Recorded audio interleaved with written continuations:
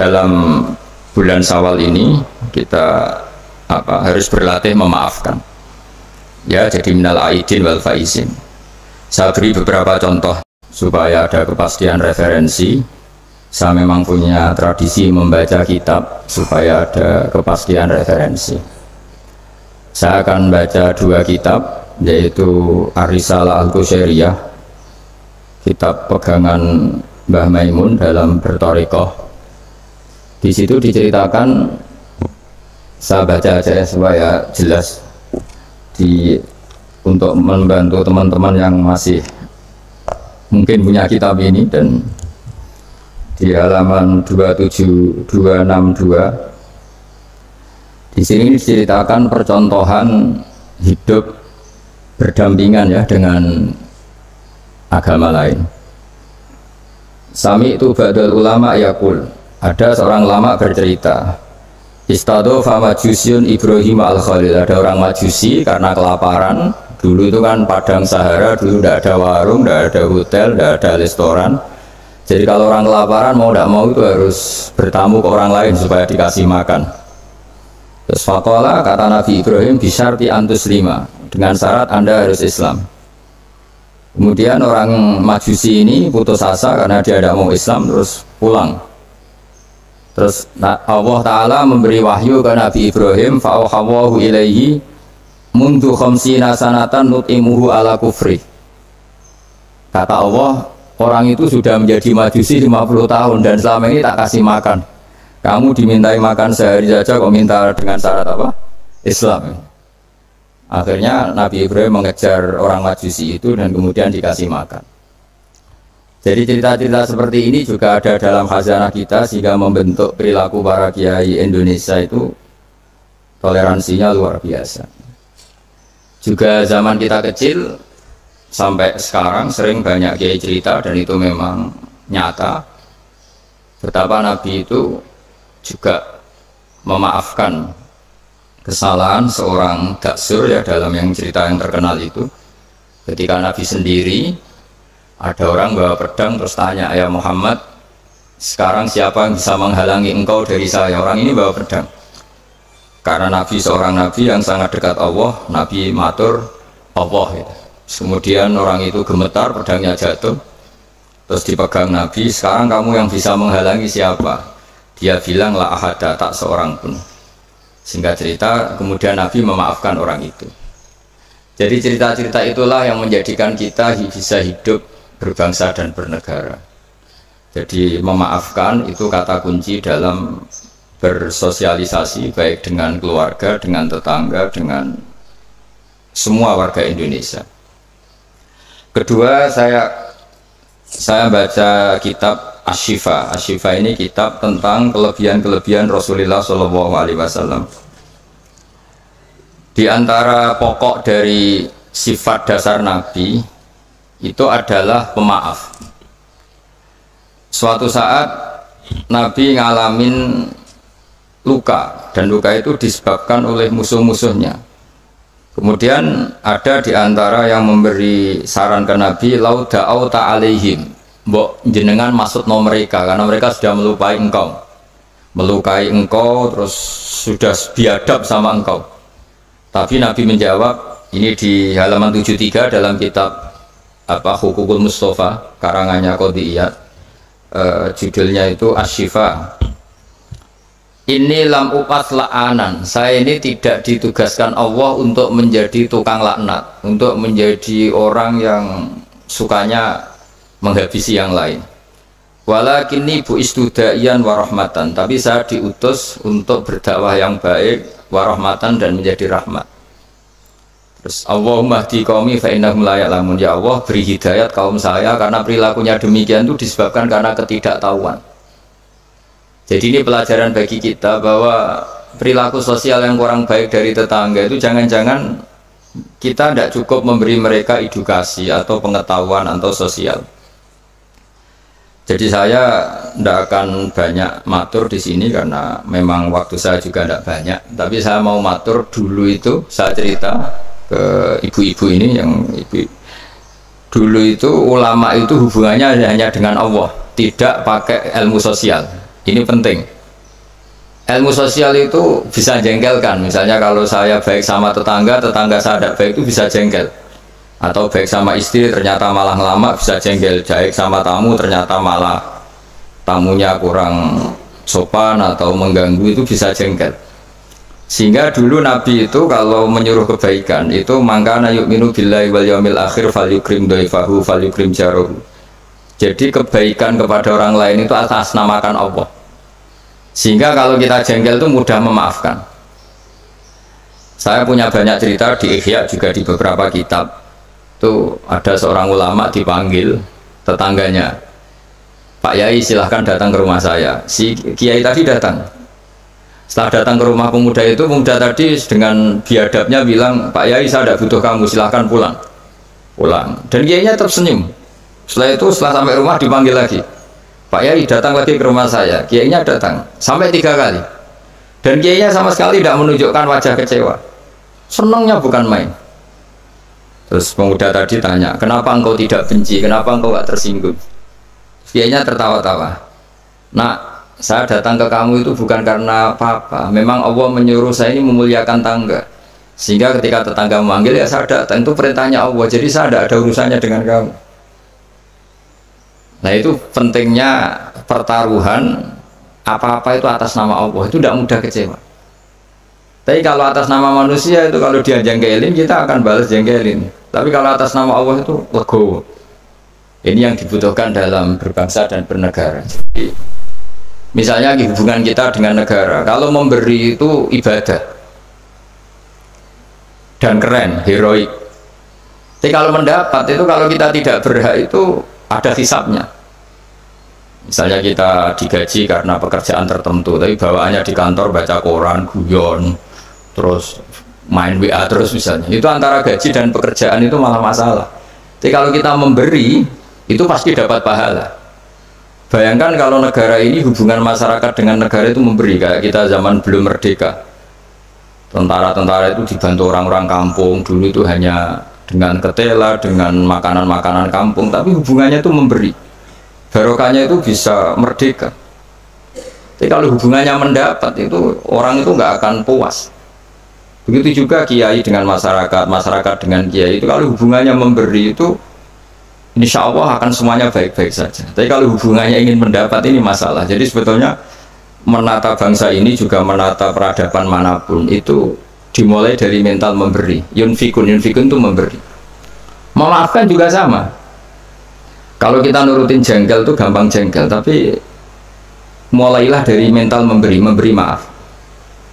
Makanya Rasulullah itu ketika ada sahabat marah sama pembantunya, kata Nabi, marahnya Allah itu lebih dahsyat ketimbang marah kamu pada pembantu. Terus sahabat tadi tanya, lalu supaya Allah tidak marah ke saya gimana? Terus Nabi jawab, Allah takhdab, kamu sendiri jangan mudah marah. Jadi semua kekacauan sosial itu kan karena kita sadar punya hak, kemudian kalau terganggu kita marah. Gara-gara marah melahirkan pemecatan, melahirkan macam-macam, akhirnya melahirkan dendam macam-macam. Jadi dalam bulan Syawal ini kita harus berlatih memaafkan. Ya, jadi minal aidin wal faizin. Saya beri beberapa contoh. Jadi tadi sudah contoh daksur, terus Nabi menjawab, saya tidak diutus Allah untuk sebagai pelaknat, tapi walakin bu'istu da'iyya wa rahmah. Terus ada lagi cerita tentang orang Badui. Orang Badui itu orang primitif yang kurang berperadaban. Itu datang ke Nabi kemudian memaki-maki Nabi, Muhammad, engkau jadi pemimpin harus yang adil, nggak boleh tidak adil. Terus Nabi itu dengan senyum bilang, fama ya'dilu idzalam adil, lalu yang adil siapa kalau saya sendiri tidak adil? Padahal Nabi ketika dilihat tidak adil itu punya ilmu yang luar biasa. Tak beri gambaran begini, mungkin orang Indonesia tidak siap, tapi harus siap, dilatih supaya siap. Apalagi ibu-ibu kayaknya agak siap. Nabi itu kalau ada orang sering memberi itu malah setelah Nabi kuat, zaman dulu kuat itu artinya memenangkan apa ya, istilahnya pergulatan antara hak dan batil. Hanya Nabi setelah ngalami Fatu Mekah itu ya mapan. Itu yang biasa berderma, biasa ngasih itu nggak dikasih. Tapi yang orang-orang barusan masuk Islam, barusan jadi orang baik itu dikasih banyak. Nah, tentu ini dipandang banyak orang itu tidak fair. Tidak fair itu, oh yang dulu berjuang mati-matian nggak dikasih, yang tidak berjuang kok apa? Dikasih. Itu dianggap nggak adil oleh pikiran ini. Tapi cara berpikir nubuah tidak seperti itu. Cara berpikir nubuah itu orang yang biasa ngasih negara, misalnya berjuang kemerdekaan atau berjuang membebaskan Indonesia dari penjajah, itu mentalnya memberi ke negara. Ya itu sama Nabi malah ya sudah, mental memberi itu mental terbaik, nggak boleh diturunkan jadi mental mendapat. Itu cara berpikir Nabi. Kan nggak lucu kan, orang dulu biasa memberi, lalu pas tua, pas mau mati mentalnya ingin mendapat. Kalau ndak geremeng, ini dari mantan heroik jadi mantan heroik, terus sekarang mentalnya jadi sa'il, meminta-minta, itu kan ndak keren, turun derajat. Tapi kalau orang kan nggak terima, wong dulu zaman miskin sama saya, setelah kaya kok lupa saya. Sebetulnya ketika miskin kamu bantu temen, ketika kaya biasa aja dia nggak bantu kamu, biar kamu ketemu Allah itu keren. Statusnya hanya membantu, bukan dibantu. Tapi ini insya Allah kayaknya banyak yang nggak siap. Jadi kalau kamu punya teman miskin, kok teman kamu jadi pejabat atau jadi orang kaya, biarin aja.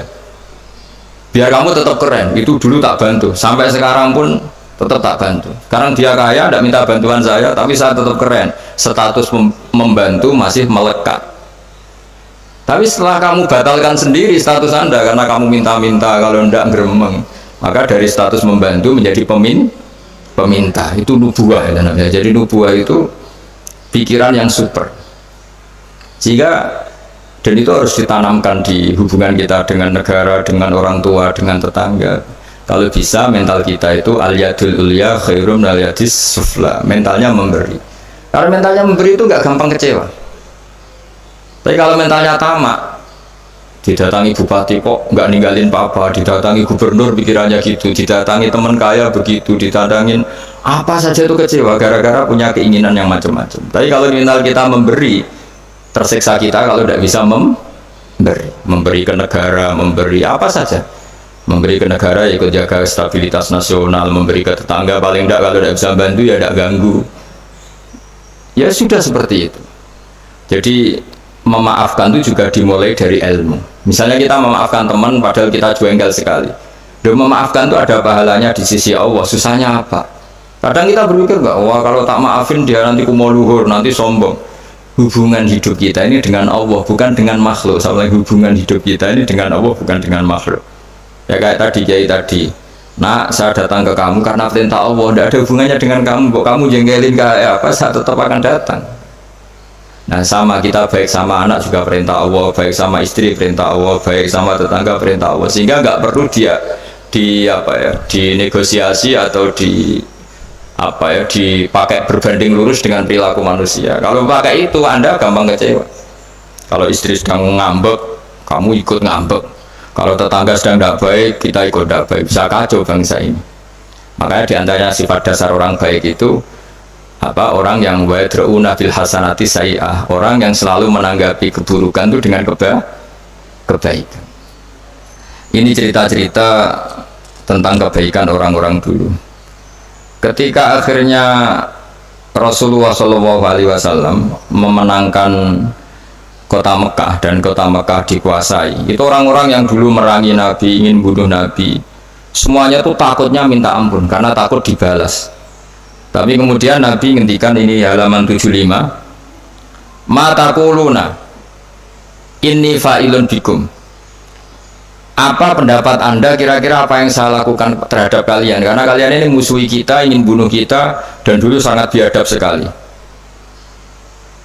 Ini pertanyaan Nabi ke orang-orang Quraisy, orang-orang Mekah. Itu jawabannya orang-orang Quraisy, orang Mekah itu, qalu khairan akhun karim wa ibnu akhin karim.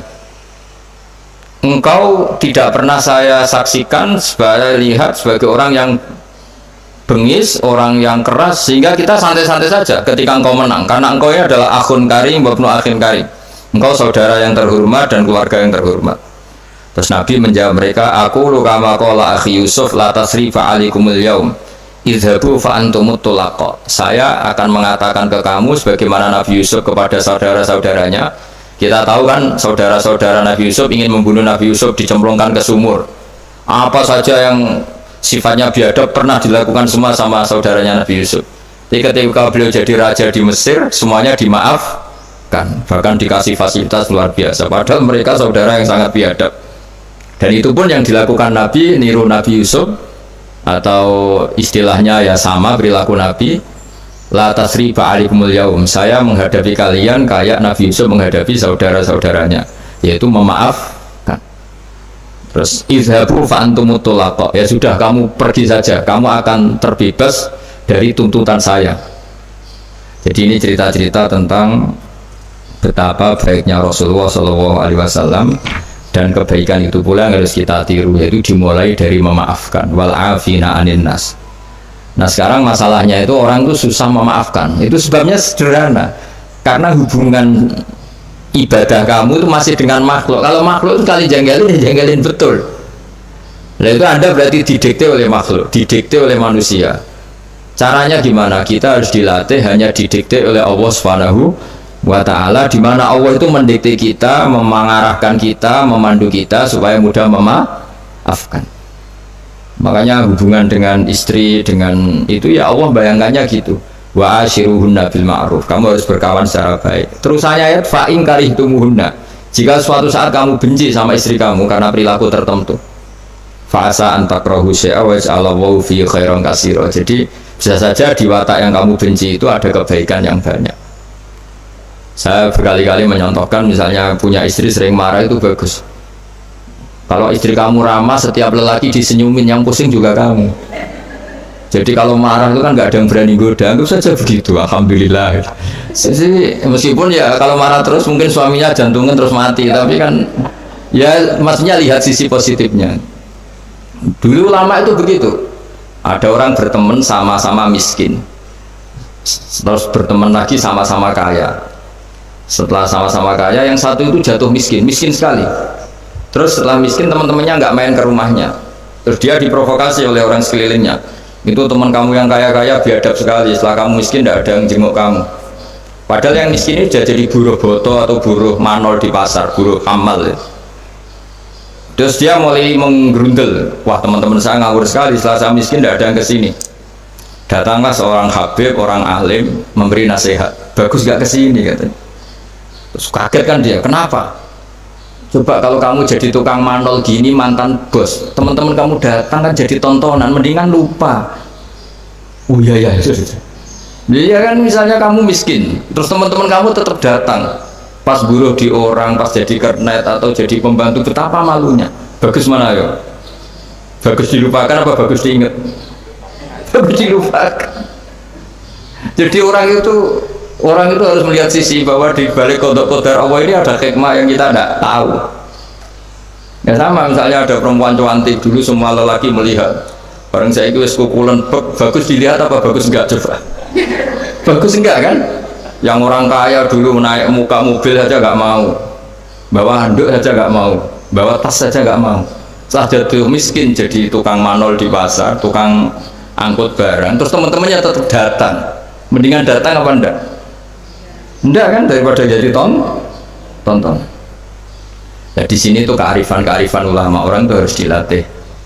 Makanya saya ini ditamani orang ya seneng, enggak ya seneng. Kalau ditamani seneng ya nambahi konco, enggak ya seneng, berarti dosanya enggak diganggu, semuanya tak anggap seneng semua hidup. Jadi apa ya, pokoknya semua yang dari Allah itu asik, indah sudah. Saya kenal orang ya seneng, enggak kenal ya seneng, sudah sama. Karena Allah sendiri yang tahu hikmah itu. Makanya saya berkali-kali bilang, Imam Syafi'i itu orang, saya berkali-kali bilang, Imam Syafi'i itu bilang punya teman banyak ya enak katanya, karena dengan punya teman, punya ya teman sosial lah enak. Nggak punya teman ya enak. Itu saya berkali-kali cerita, ya Imam Syafi'i banyak orang tuh nggak seneng jenengan. Alhamdulillah beneran. Kenapa? Orang arah utang ya. Jadi kalau kamu nggak disenangi orang satu kampung tuh artinya mereka nggak akan utang kamu, pinjam mobil kamu, tapi nggak seneng. Ribet kan? Jadi seneng ya ada hikmahnya, nggak seneng juga ada. Ada lagi yang lapor, Imam Syafi'i, orang yang tadi cium tangan Anda, yang hormat Anda, di belakang tuh ngerasani kamu. Jawab Imam Syafi'i, Alhamdulillah, berarti saya wibawa, buktinya depan saya nggak berani kan? Jadi dianggap enteng saja. Jadi orang dulu itu segampang itu melihat fakta. Yaitu ilmu ini yang menjadikan orang tuh tidak uring-uringan cara Jawa, karena ilmunya luas, nggak gampang emosi. Jadi ya seperti ini, saya ini kan jam tidur saya kalau saya terganggu ibu-ibu, tapi anggap saja ini rumah Kanjeng Nabi. Setelah saya pulang tidak saya ganduli, nanti suaminya tersinggung kan, masa ibu-ibu gitu. Ya sudah, kalau mau pulang saja biar suaminya agak cemburu, malah ribet kan. Jadi dianggap enteng saja hidup oleh ulama-ulama dulu karena ilmunya cukup. Makanya Imam Abu Hanifah paling dikenang dalam makalah paling terkenal itu Allahumma, kata Imam Abu Hanifah ketika munajat sama Allah, ya Allah, mandoko bina sodruh falsuduruna ittasa'at bih. Orang yang melihat saya itu nggak mampu sehingga dia mangkel, sehingga dia nggak bisa nerima sikap saya, tapi hati saya bisa memaklumi mereka. Misalnya kita kaya, top, terus banyak yang hasut, ya kita harus maklumi. Di mana-mana orang dihasut itu ya keren. Kalau kamu miskin yang mau ngasut itu siapa? Kalau kamu cantik dihasuti orang harus bangga. Kalau kamu jelek kukulan yang mau ngasuti itu siapa? Harus dimaklumi. Harus dimaklumi. Ya biasa aja. Ya kan? Misalnya suami jenengan kok sering melihat orang cantik harus dimaklumi. Memang suami saya normal gitu. Karena suami sampai untuk seneng wong wireng, pukulan, keriting, welek. Ki bojoku iki waras ora kan mestinya. Ya, tapi sampean nggak siap kan dengan ilmu-ilmu seperti itu. Jadi ya sudah biasa. Jadi memaafkan itu saya dimulai dari ilmu. Ilmu bahwa hidup kita ini hubungannya hanya dengan Allah Subhanahu wa Ta'ala. Dan Allah pula yang menyuruh kita mudah memaafkan. Tapi kalau Anda memaafkan berdasar hitung-hitungan sosial itu pasti sering tidak memaafkan karena mangkel itu ya mangkel dongkol kan, kita pernah dihujat, pernah dibully, pernah disakitin. Jadi kalau kamu ingat itu Allah Ta'ala menyuruh kita kebaikan dan Allah akan berjanji akan membalas orang-orang yang pemaaf, insya Allah kamu akan menjadi ringan. Terus yang terakhir dawuh Imam Ahmad bin Hanbal, beliau pernah dipenjara, beliau pernah dicambuk karena kebenaran, demi kebenaran, tapi orang-orang ini semuanya dimaafkan. Ketika ditanya kenapa engkau maafkan ya Ahmad, nanti di akhirat itu ada pengumuman, siapa yang pernah memaafkan temannya muslim, temannya atau tetangganya, silahkan berdiri di atas mimbar ini. Kata Imam Ahmad di riwayat itu fala yaqumu illal afun, kemudian yang bisa berdiri hanya orang yang pernah punya reputasi memaafkan. Maka maafkan ini pahalanya besar sekali. Jadi Syawal ini dimulai dari mudah memaafkan, itu wal kaziminal ghaidha wal afina anin nas. Matur nuwun semuanya, dan saya tidak bisa matur banyak karena saya juga sibuk, karena ya ngajar sama belajar saya itu, supaya yang ganggu juga desanya tidak banyak-banyak. jadi ya sama-sama enak gitu loh. Kalau suami jenengan nunggu juga nunggunya nggak lama-lama, jadi entah masih ditunggu tanda ya tidak tahu saya, tapi kan khusnudan lah, masih banyak yang nunggu gitu, masih keluarga maksudnya banyak yang nunggu. Jadi saya mohon latihlah hidup secara ikhlas. Ikhlas itu apa-apa demi Allah Subhanahu wa Ta'ala. Makanya itu bedanya Islam dengan yang lain. Maksudnya orang-orang ateis atau orang-orang yang tidak beragama itu hukum sosial kan segala-galanya. Bedanya yang beragama sama yang tidak beragama. Tapi kalau orang beragama itu pikirannya Allah, jadi tentang berbaik sama tetangga saja karena mangkana yu'minu billah wal yaumil akhir. Sehingga buat tetangga itu tidak balas baik, kita inginnya juga tetap baik karena berdasar perintahnya Allah. Mbok anak sampean beweling tetap ingin baik karena itu perintah Allah. Tapi kalau sampean berdasar manusia, lapo tak sangoni nakal, lapo tak apii wong apik mbek aku, nanti kacau, bangsa ini bisa kacau karena semuanya didikte sesama makhluk. Makanya Islam itu mengajarkan apa? Kebaikan sosial pun karena berdasar perintahnya Allah Subhanahu wa Ta'ala. Jadi saya kira demikian. Wassalamualaikum warahmatullahi wabarakatuh.